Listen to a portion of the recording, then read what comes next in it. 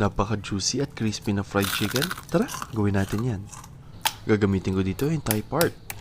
Imamarinate ko to using 1 tablespoon of Italian seasoning na galing kay Hungry Weekend. At purong patis ng Lawrence, 1 kalahating kutsara. Imamassage natin ito hanggang sa wala tayong makitang dry mixture. Ibababad lang natin ito for at least 30 minutes.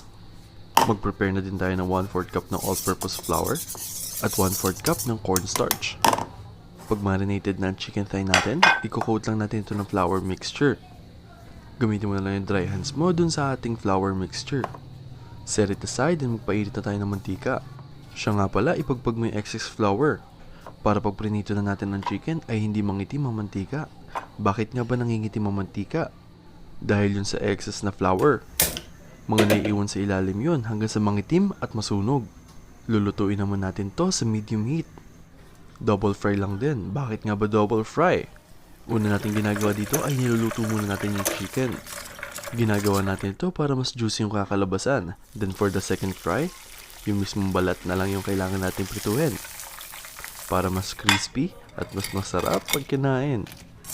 Ikaw, ano bang best part ng manok ang sayo?